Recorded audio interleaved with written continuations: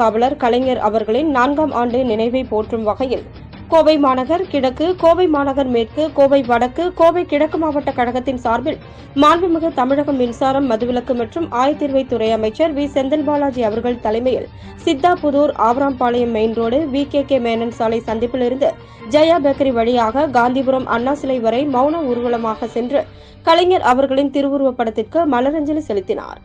கோவை மாநகர் கிழக்கு மாவட்ட திமுக பொறுப்பாளரும் முன்னாள் சட்டமன்ற உறுப்பினருமான நா. கார்த்திக், கோவை மாநகர் மேற்கு மாவட்ட திமுக பொறுப்பாளர் பையா என்கிற கிருஷ்ணன், கோவை கிழக்கு மாவட்ட திமுக பொறுப்பாளர் மருதமலை S. சேனாதிபதி ஆகியோரின் முன்னிலையில் நடைபெற்ற இந்நிகழ்வில் கழக சொத்து பாதுகாப்பு குழு துணைத் தலைவர் பொங்கலூர் நா. பழனிசாமி, தீர்மான குழு இணைச் செயலாளர் மு. முத்துசாமி, தீர்மான குழு உறுப்பினர் மு. ரா. செல்வராஜ், தலைமை செயற்குழு உறுப்பினர்கள் மெட்டல் DSP கண்ணப்பன், ஈர்கூர் சந்திரன், TB சுப்பிரமணியம், பொதுக்குழு உறுப்பினர்கள் மூமாசா முருகன், CTD ராஜராஜேஸ்வரி, பாபு, தீபா, மேயர் கல்பனா ஆனந்தகுமார், துணை மேயர் ரா. வெற்றிச்செல்வன், AB நாகராஜ், முன்னாள் MP கணபதி ராஜ்குமார், முன்னாள் மேயர், கோவை மாநகர் கிழக்கு, கோவை மாநகர் மேற்கு, கோவை கிழக்கு, கோவை வடக்கு மாவட்ட கழகத்திற்கு உட்பட்ட அனைத்து தலைமை கழக நிர்வாகிகள், மாவட்ட கழக பொறுப்புக்குழு உறுப்பினர்கள், தலைமை செயற்குழு, பொதுக்குழு உறுப்பினர்கள், நகர கழக, பகுதி கழக, ஒன்றிய கழக, பேரூர் கழக செயலாளர்கள், பொறுப்பாளர்கள், மண்டல தலைவர்கள்,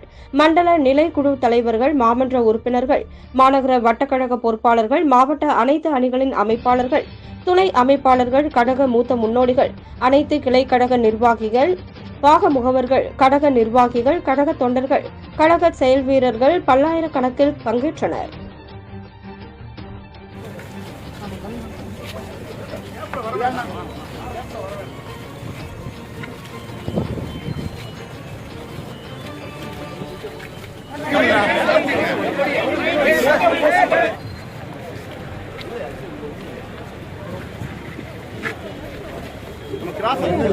எங்கயா போற நீ பின்னாடி வரணும்.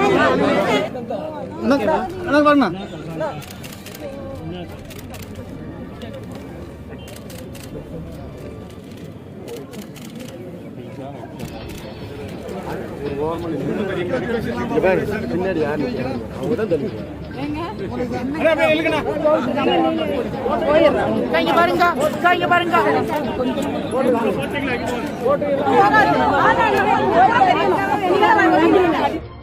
முத்தமிழறிஞர் செம்மொழி